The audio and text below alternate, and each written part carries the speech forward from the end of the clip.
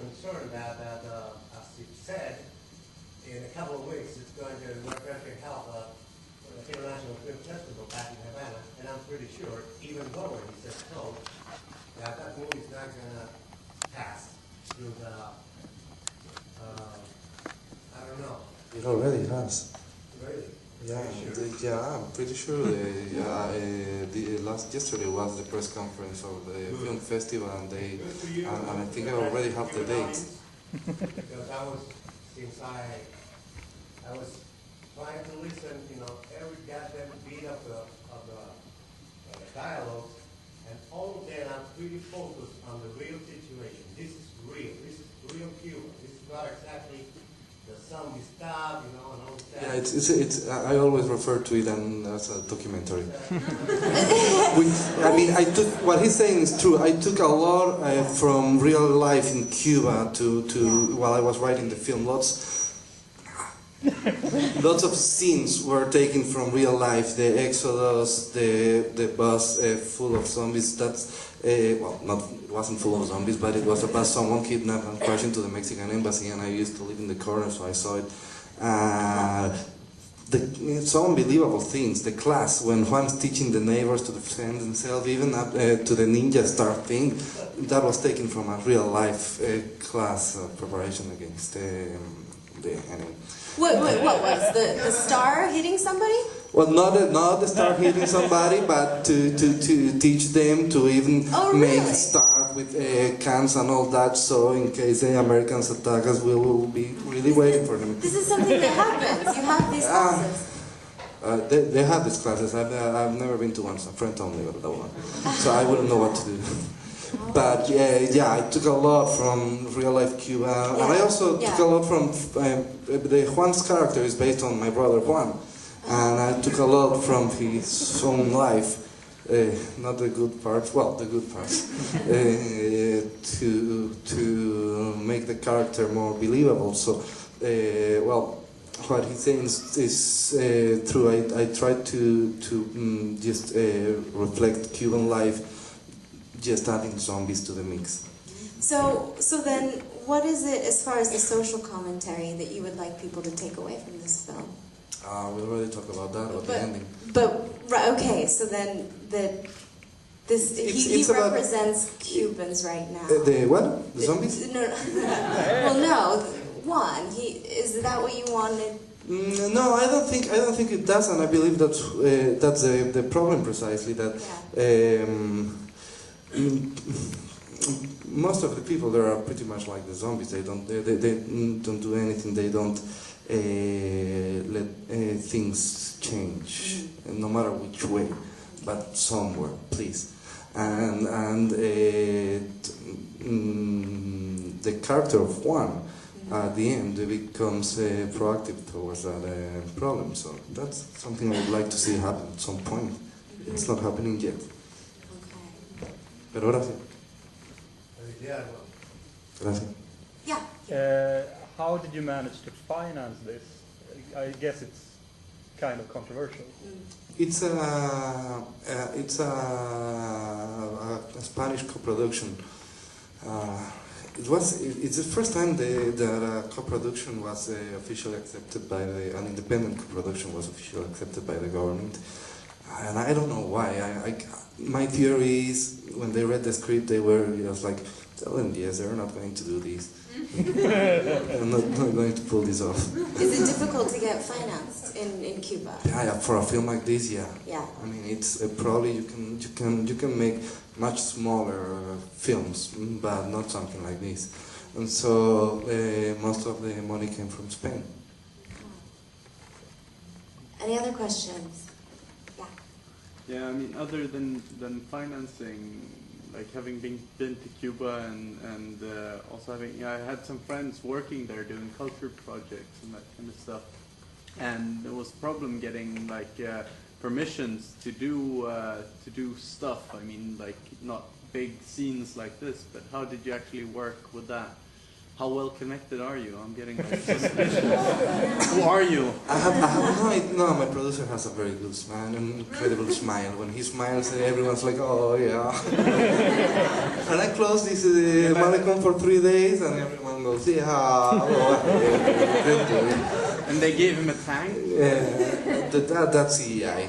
Come on, that's CGI. No, I mean, you have to find the tricks. For example, that street, what we did is we closed half of the street, and the other half it still had cars. But it was 6 a.m. on a Monday morning, so it was almost empty. There are only 2 shots. They were shot at the same time. The 2 cameras are facing each other, so we just had to erase one camera, erase the rest of the street, and just add the tanks and all the things. The right side of the street is, we did it for real, but the other one is digital. So there's a lot of that too. It's, oh, I was getting used to it. I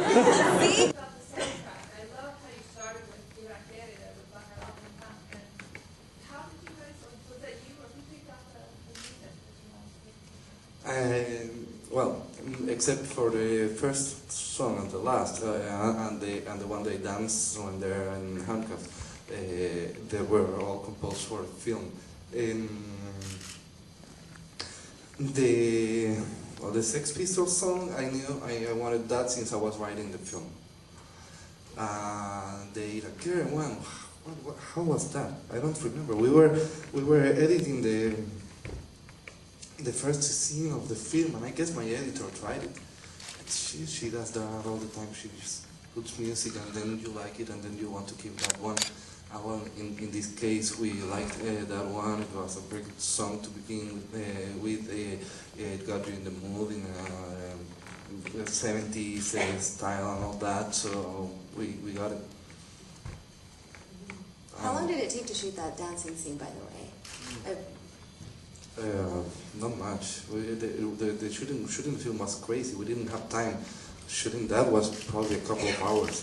There was a scene that I saw just after the horde of people come running down the street. That was a bit more. There was a scene that almost looked like it was one take. It was an incredible shot. It was one take.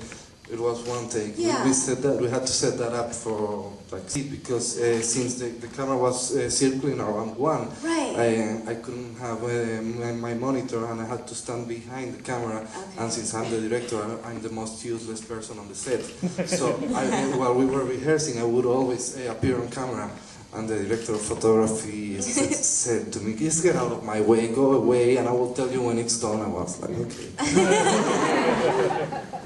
And they did it. It was incredible. Yeah, I was hiding around the corner, and I would hear everything. And when I heard that they were driving the motorcycle, I was like, "It's almost done, it's almost done." And then, God, it was very exciting. Yeah. Not to be there. Any more questions? Yeah. Yeah, about the actors, how did you do the casting? Did you think of them before you wrote the script? Or? I wrote the film for the main 2 characters, for the main 2 actors. For Juan is Alexis Diaz de Villegas, and Lázaro is Jorge Molina, who is actually a film director, not an actor. He does some acting from time to time, but he's a genre film director. And the rest, I don't know, they were just appearing. I didn't cast my main characters. The actor that plays La China, Jazz Villar, he worked in my first film, because I did one before. And once I saw, I was talking to him in Madrid, because he lives there, and he's such a fun guy that I said I had to write a role for him, so I changed that character and make it La China for Jazz. Andros Bergorria is the son of a very well-known Cuban actor, and we were casting another film, and I saw him there. I said, "This is Bloody California." He's pretty much like that in real life. And he doesnn't have hairpiece, as far as I know. The big guy is not an actor. He said he's not an actor. He's a bodybuilder, a bouncer in a club. I was driving once with my producer, and I saw him on the street, and I stopped the car and told my producer, that's the guy. And she went running there, and she's like this very small blonde girl. And she went running to that huge guy and said, "We want to put you in a movie." And I was like, "Okay." But you'll be blindfolded the whole time. No, but then for actually they came up with the blindfold idea and the fear of blood. And then for the first month of rehearsals, he was asking me for newspapers or something to prove to his wife that he was really working in a film. But I don't know. There was casting for other characters, but for the main group, well, the Spanish girl, Andrea Duro, the Juan's daughter, that was a casting, for example. But for the rest of the group, it just, they were appearing naturally. Anybody else? Yeah. How do you think that the Cubans will react to this movie, like the political message? I think they will have fun. Yeah? Yeah, I mean, they will laugh much louder. I think I don't like to I don't even know how to say that, to try to make an idea of what how an audience will react, because if they react some other way, it's way too disappointing. So I'm just going to hope for the best, and I think it'll be fine. Anybody else? In the very back? Yeah, go ahead. I'm so small, I don't think. No, it's a light. Yeah. Well, first of all, congratulations. I'm trying to restrain myself for doing this in Spanish, but I will do it in English so everybody can understand. I'm curious on your opinion about, with all these progressive shifts happening going on in Cuban government. How does it look? How does it look for the arts and film in this, particular stage? I think it's not changing at all. I think it's the same.